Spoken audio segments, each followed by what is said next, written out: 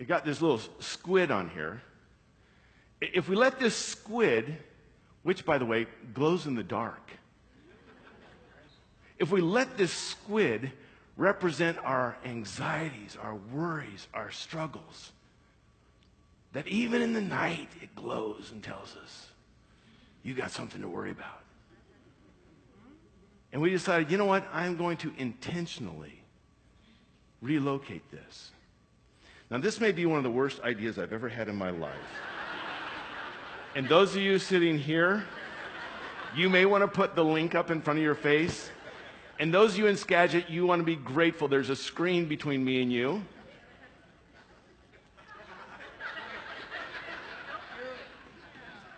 Now, I've had bad ideas before, and that never stopped me.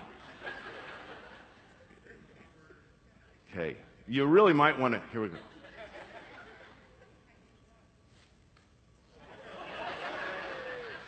Okay, no, hold on, hey. It's that intentionally relocating my stress. But isn't it true, if you're like me, you do a little bit of this? You can get up in the morning and say, Jesus, I want you to have this. I want you to take this. I don't want to carry this burden. I believe Scripture. I'm going to intentionally, and throughout the day, you kind of reel it back in, and all of a sudden, you've got it again. And you have to remind yourself, cast all your cares, and then throughout the day, you start reeling it back. Am I the only one that does this? Start bringing it back in.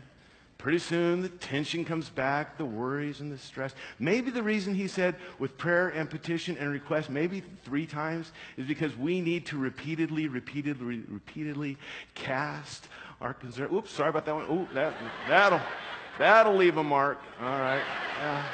Don't worry. Pray about it. And we just keep reeling it in. And see, the reality is this, is that even if you were to cast that squid out there and leave it, some of you have a whole tackle box sitting here full of other things that are causing you worry and stress. Let me tell you about something that happened when my brother and I were young.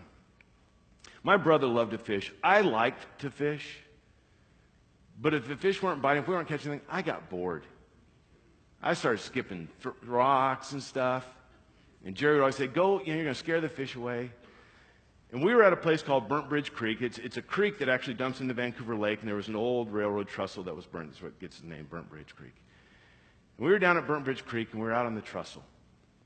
And we were fishing, and they weren't biting. And I got bored. And so I just decided I'm going to see how far I can cast. And though I didn't understand physics, I recognized that the heavier thing that I would cast, the farther it went. So I went to the tackle box, and we had this big lead sinker. We never fished for steelhead or salmon. Why we had this big lead sinker, I don't know. But I put it on the line because I thought the heavier whatever it is, the farther it will go. So I had this big old thumper lead on this deal, and I took my little Zebco and I put it back. And I was going to do the world record on this one. And I cast as hard as I could. And it pulled the pole right out of my hand. And down it went. Now my first response was to cry. And there was no reeling it back in. It was gone.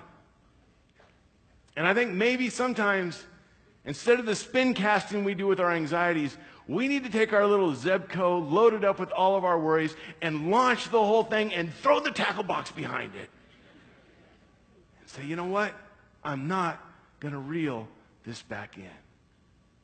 Cast all your anxiety. Relocate, intentionally relocate all your anxiety on Him because He cares for you.